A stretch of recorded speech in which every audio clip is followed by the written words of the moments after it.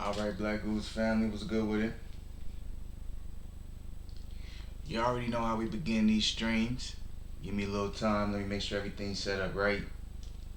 You know what I'm saying? So sound right, video right, quality right, all that good stuff. I want to make sure I'm giving y'all good content.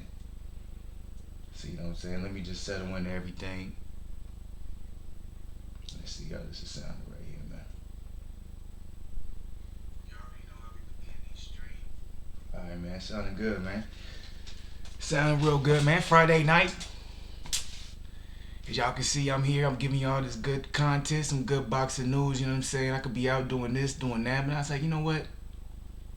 Tonight, I'm gonna talk some boxing, man. That's how I'm feeling right now. Always, when it comes to the new year, it always is pretty slow when it comes to boxing. You know what I'm saying? There's not too many fights, or at least, you know what I'm saying, significant fights where everyone's really invested in. There's not really too much news happening other than what happened maybe at the end of last year. So, regardless of all that, I still feel like there's some things that should be talked about. And one of them key things is, you know what I'm saying, Demetrius Andrade versus Keeler. They're going to be fighting at the end of this month.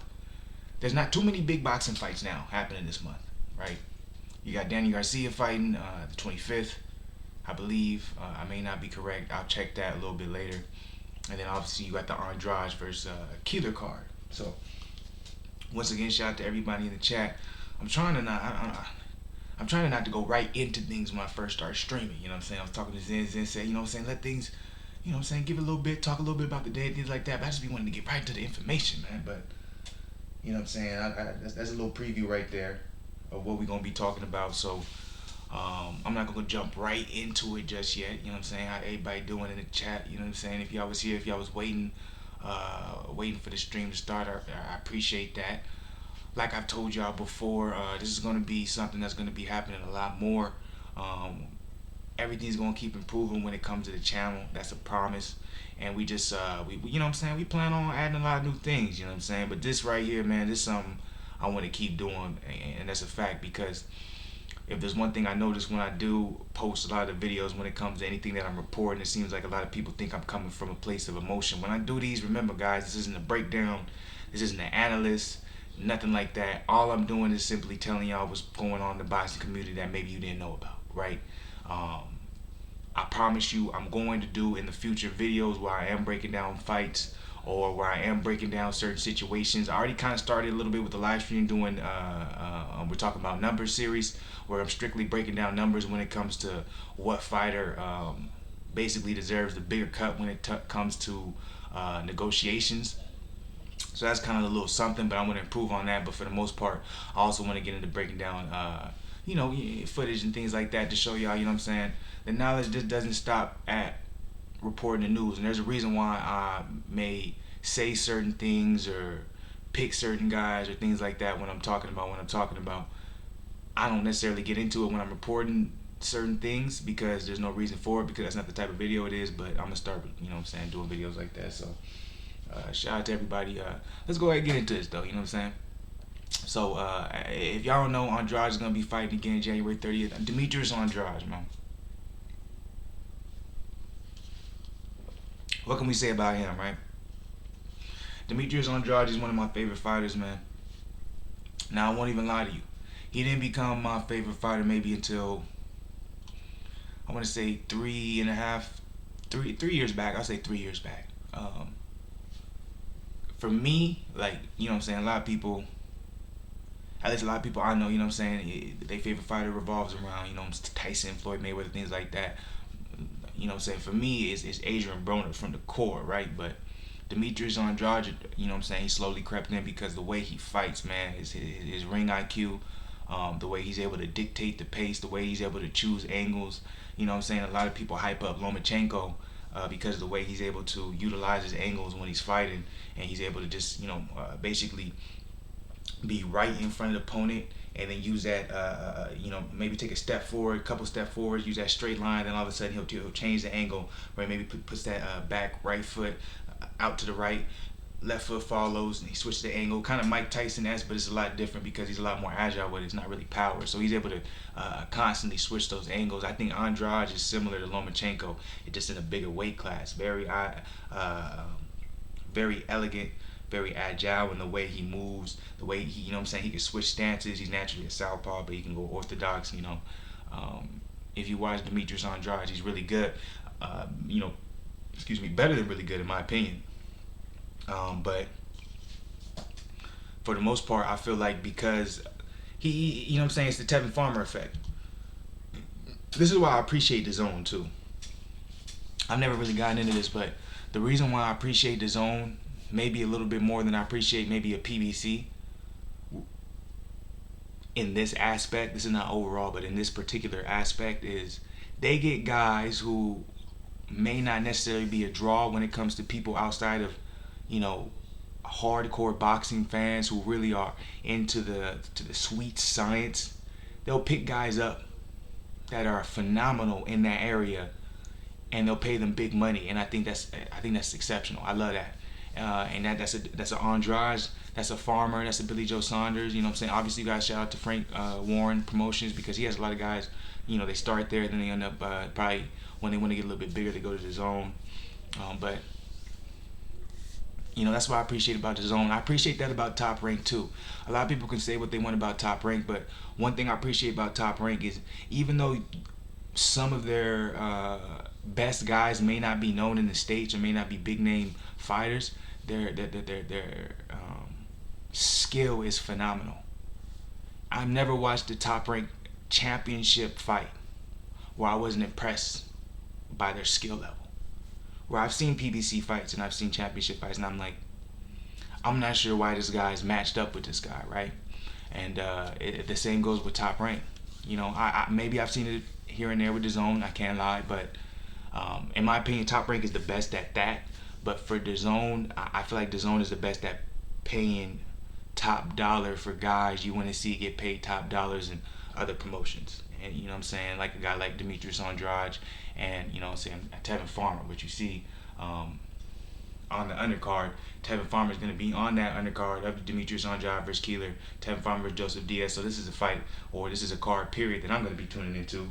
That's something I'm hyped for. Tevin Farmer and Demetrius Andrade on the same card, that's amazing. Now, I was talking about, I had a video I released a couple days ago where I was saying if Eddie Hearn doesn't manage Tevin Farmer's 2020 right, he's going to end up being totally out of the picture when it comes to, you know what I'm saying, getting a Gervonta Davis fight, Teofimo Lopez fight, a Lomachenko fight, a Devin Haney fight. The only reason he can possibly get a Devin Haney fight is because Devin Haney's under the zone as well. But the thing about that is, if Eddie Hearn sees more of an upside when it comes to Devin Haney, and he thinks it might be a difficult fight for Haney to fight Farmer. Farmer won't get his hands on Haney until Eddie Hearn feels like Haney is ready. So it's going to be interesting how Eddie Hearn handles Farmer this year, because I think Farmer is slowly getting farther and farther away from a Gervonta Davis fight, because there's other options that Davis can take. Before, it seemed like Davis's options were slim. Seemed like there was only really Farmer out there possibly, and people thought the Lomachenko fight, like, that's not gonna happen because of the whole you know, if you're associated with Al Heyman, Bob Arum, Al Heyman won't do business. Well, as of, you know what I'm saying, last year, because we're in 2020 now, Bob Arum is saying he's gonna do a lot more business with Al Heyman. So that means there's a possibility of a Davis Loma fight, Davis versus Teofimo Lopez fight. Like, we don't, you know what I'm saying. So it's going to be interesting to see what Eddie Hearn does. Oh, man, we got to get you out of here, man.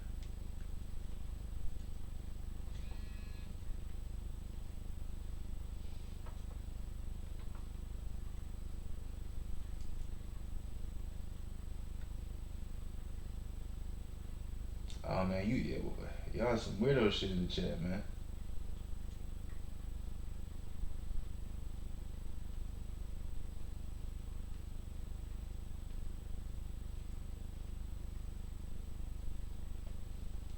Alright, we had to go ahead and get the weirdo shit out of the chat room. Hey, man, don't be coming up in here with no weirdo shit, man. We over here talking some boxing. I thought we was past the weirdo shit. I guess y'all niggas be creeping, huh?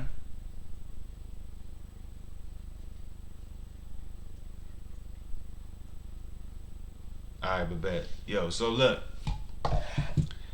this is gonna be an interesting 2020 when it comes to Tevin Farmer associated with Eddie Hearn because, you know what I'm saying, at the end of the day, Eddie Hearn, I feel like, as great, like he deserves 2019 promoter of the year, right?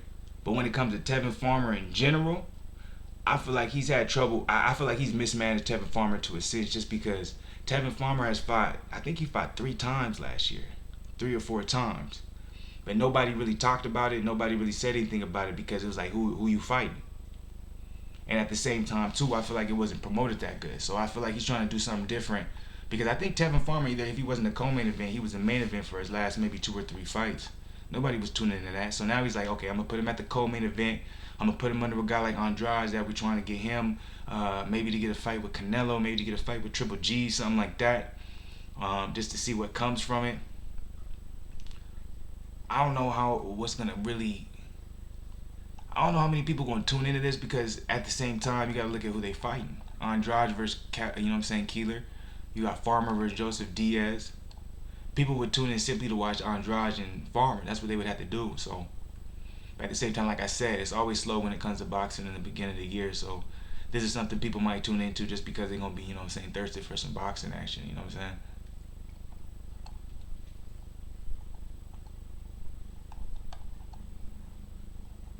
So yeah, it seems like they still shaping out this.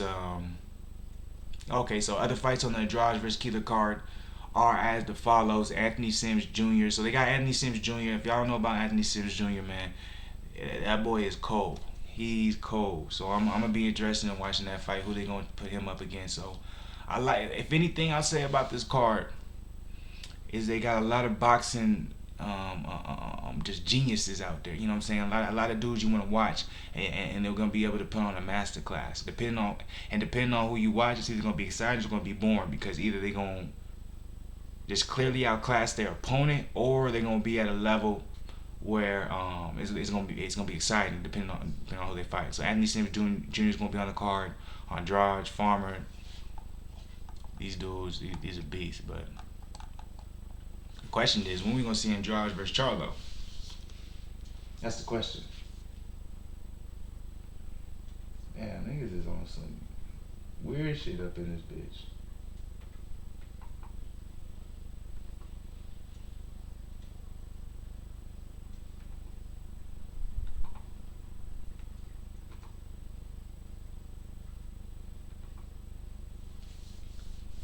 Man. Usually, man, the chat be cool, but y'all niggas, I don't know what's up with these weird niggas on here, man. Alright, Days King, man. Shout out to you, man. Thank you for giving me something on that. Jake Paul's on the card. I didn't know that. I'm here. I'm on BoxingNews24.com, and I didn't know that. So Jake Paul's on the card too. Is he a co-main event? Yeah, man. Appreciate that, bro. Is he a co-main event on that? Cause like I'm gonna be. You know what I'm saying, Friday night. I feel you. I feel like y'all probably bored, or some of y'all probably bored trying to look for some shit. But don't bring that in here, man. We just talking boxing. You know what I'm saying? That's it. If y'all bored by that, hop out of something else and go somewhere else. But don't be up in here with that bullshit. But I'm like, okay, so that makes it interesting. So this is a card I'm gonna check. So you got Demetrius Andrade headlining it. He's fighting against Killer. You got Tevin Farmer on it. I want to see what happens with that fight. And then you got Anthony Sims Jr. on it as well. You can see here. I'm not very aware of the other boxers. Other Jones III, Austin Williams, Alexis Espinino, and then Arthur Biarslano. I'm not sure if I'm saying that right. So undercard. So Jake Paul's gonna be on the undercard. Okay. So interesting. Interesting. He's gonna be on the undercard.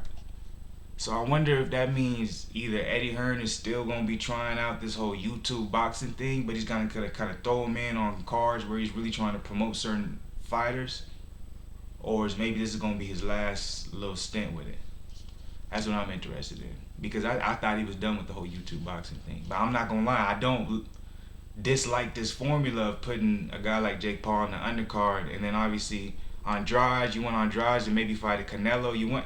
What they're saying is they got Andrade sent the contract to Charlo. Jamal Charlo, if y'all know what I'm talking about. And he hasn't responded. That's what they say, you know what I'm saying? They always talking about Eddie Hearn sending out big money though. So maybe if he proves he's some type of draw in a card like this with the help of a YouTube boxing star, you might get something. So at the end of the day, I think it's gonna be a good card. Okay.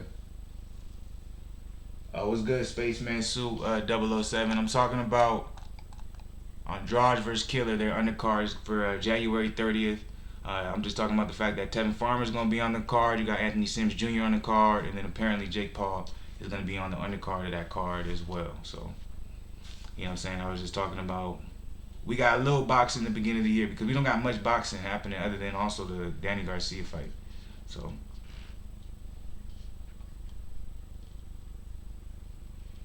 it's enjoyable. I can't lie. I'm not going to lie in front or anything and say it's not enjoyable.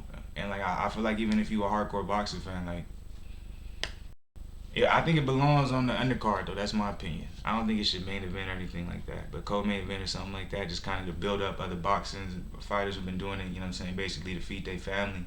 I think that's acceptable. But at the same time, that's my opinion. You know what I'm saying?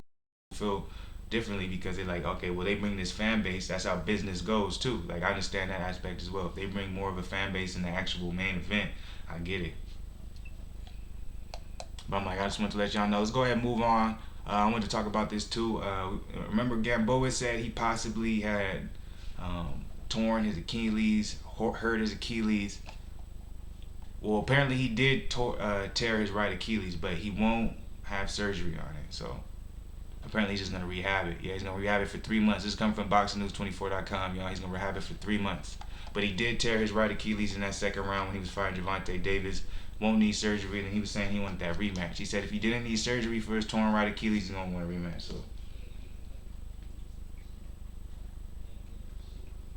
Spaceman, hey, look, I'm not gonna lie. That's how I feel about it too, Spaceman. My bad if I'm a little late on it because I'm reporting and I'm looking over at the screen here, but I kind of feel the same way. But I'm like, if you are gonna use the YouTube boxing, and I say put him on either the undercard, put him on the first fight of the main card. You know, sometimes, especially with DAZN, Eddie Hearn, he'll have like, say it's Dillian White versus Derek Chisora, Joseph Parker versus Carlos Takam is the main event, but they'll say the co-main event is Derek Chisora versus Dillian White. He'll have like a fight in between the two that he didn't really say about. That's one of his young up and comers that he's trying to promote. I'm like, put him right there. Like I'm cool with that, but I'm like, headlining, I'm still not really sold on that. That's not really. And I'm like, what they're reportedly saying when it comes to the numbers, it didn't do as good as they expected it to do when it came to the KSI Logan Paul 2 fight for DAZN, when they actually put it on real pay-per-view. So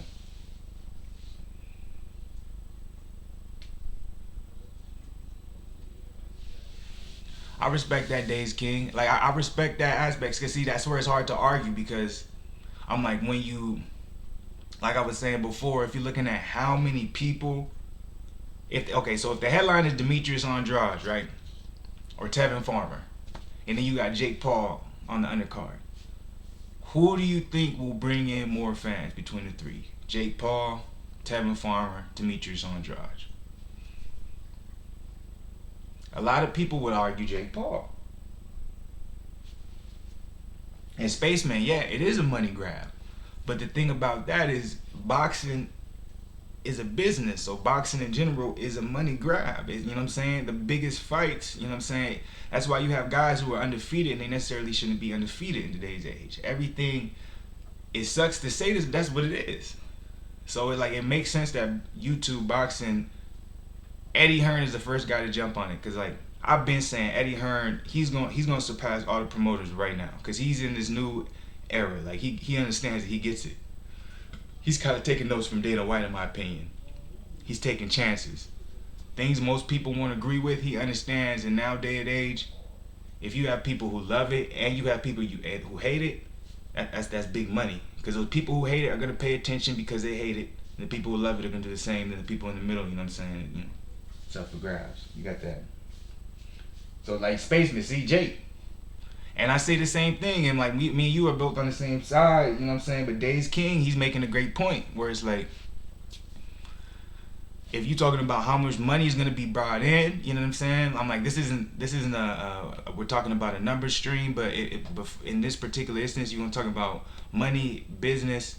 Jake Paul's going to bring in the most of that.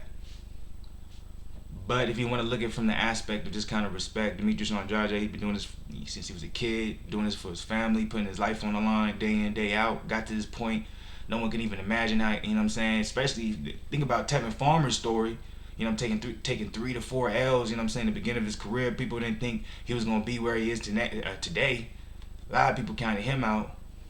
It's like, of course they should be main event and co-main event. But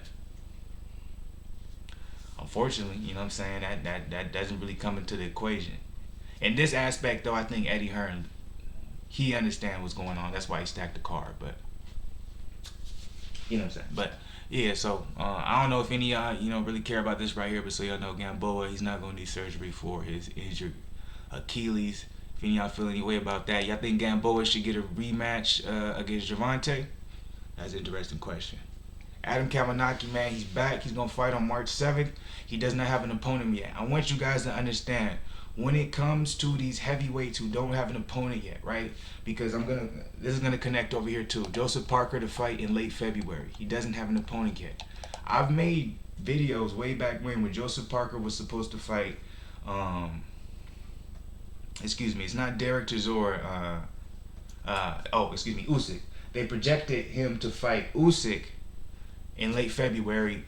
Him or Derek Chisora, and then Adam Kavanagh was supposed to fight Pulev, but because Joshua won against Ruiz in the second fight, they're still fighting around the same date, but they're trying to figure out who they're going to end up fighting, okay? Days King only strengthening the argument when it becomes, like, you can't, and I agree with you, you can't deny that. That's a fact. That's a fact.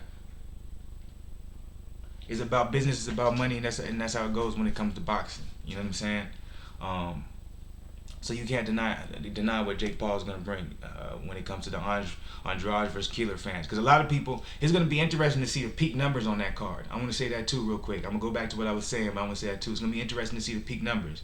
Because if Jake Paul is really on the undercard, do you think the peak numbers, and when I say peak numbers, I mean peak viewing numbers, is going to be on free TV or DAZN's app? So how many people will view the actual fight when Jake Paul is fighting in comparison to when you get to the co-main event, main event? You know what I'm saying? You're going to have like a 1.7 million peak viewers when Jake Paul fights, and then when you get to Andrade and Farmer, you have maybe like 600K watching? Or is he going to be able to maintain that viewership?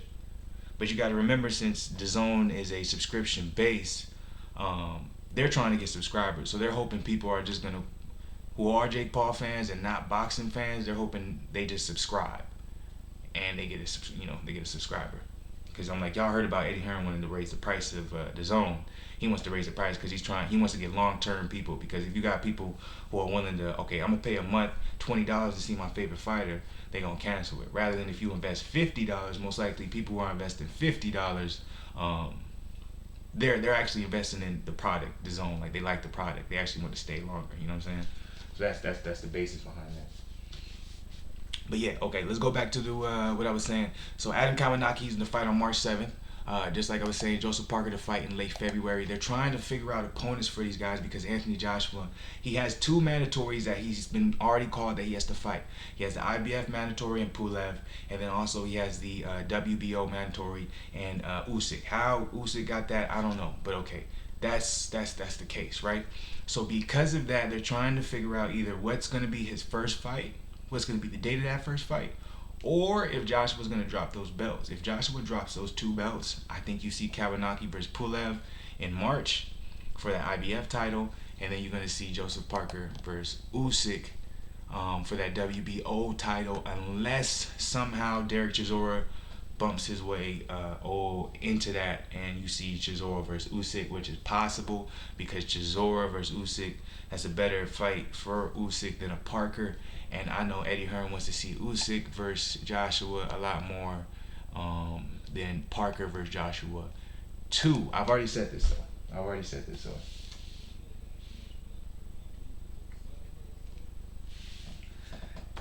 Days King, I'm not sure if it's gonna be empty. That's hard to argue. I'm not sure if it's gonna be empty. because I'm like, if you seen the KSI Logan Paul fight, that shit was sold out to the T. So, but at the same time, that's true. That is KSI. You know what I'm saying? You might be right when it comes to Jake Paul. It's gonna be interesting because he's from America. It's gonna be interesting how his fan base will translate to boxing. But I think that's also why Eddie Hearn is putting him on the undercard. He realizes this might be a risk. It's different when you have a Logan Paul versus KSI because KSI brings that UK boxing. So you have so many people from. But at the same time, that's why he's fighting. I think the dude he's fighting is from the UK too, though. I'm not 100% sure. Y'all correct me. I think he's fighting from the UK. So that's.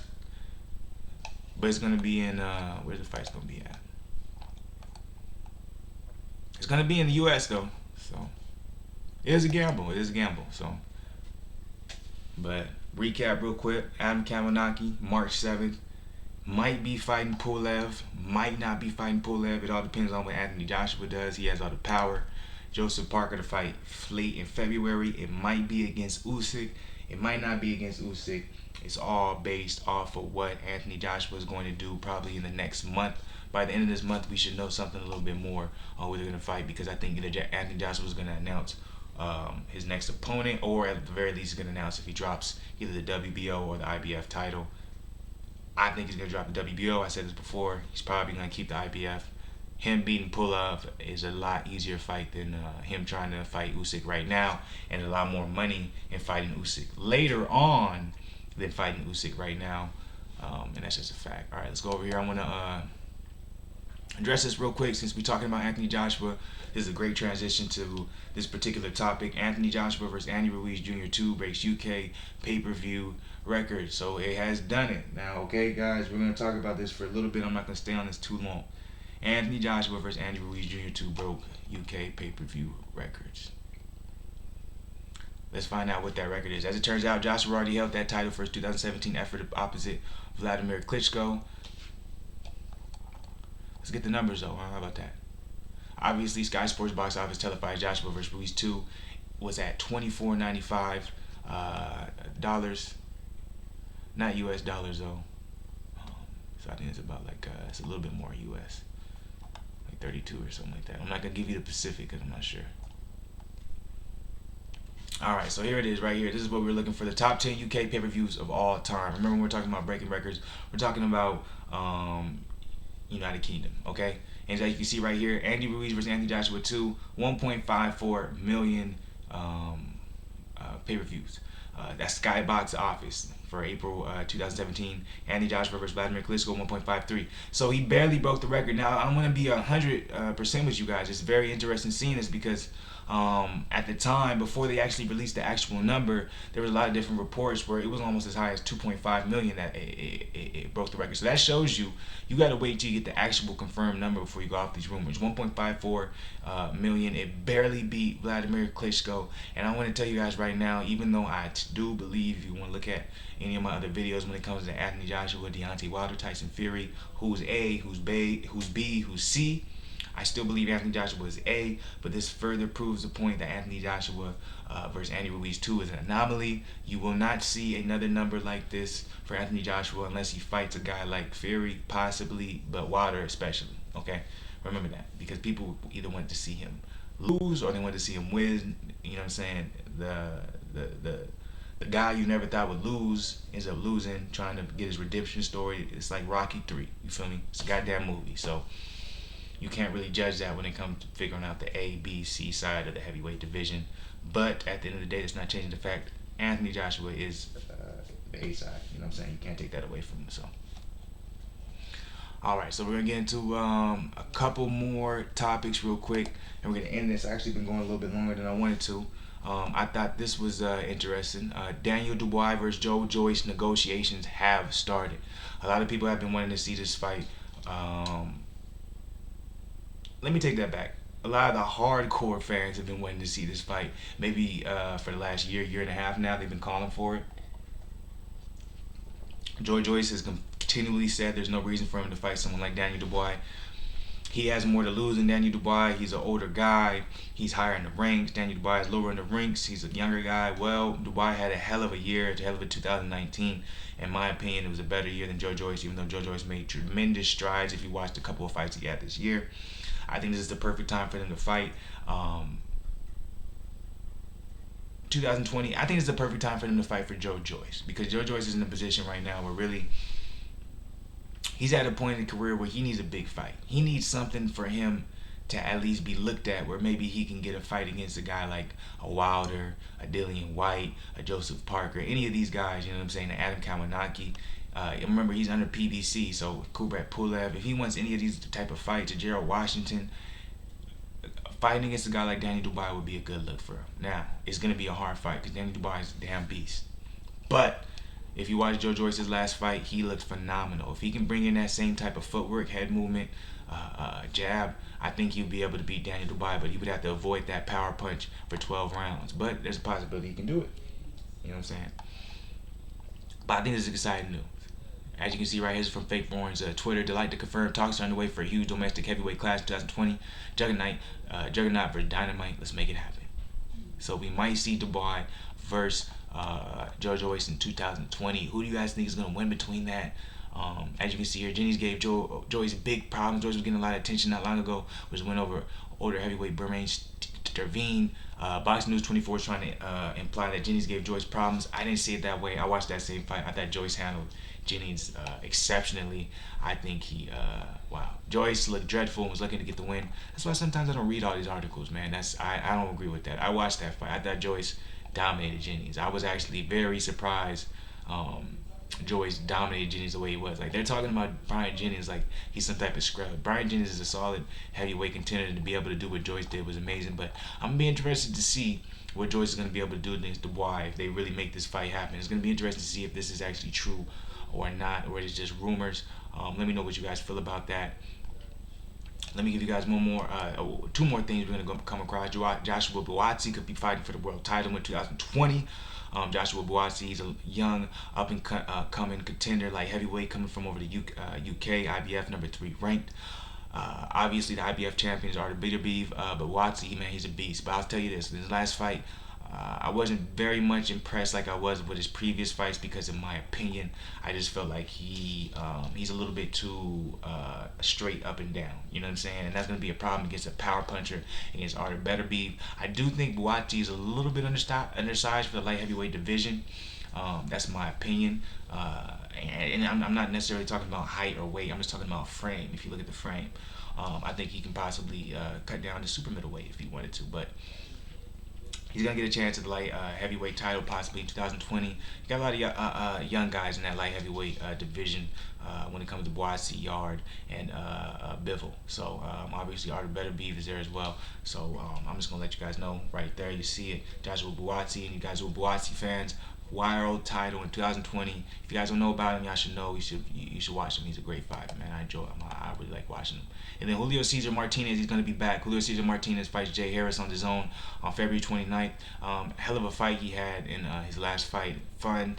He was on the Julio Cesar Chavez card, where Danny Jacobs, he stole the show. He is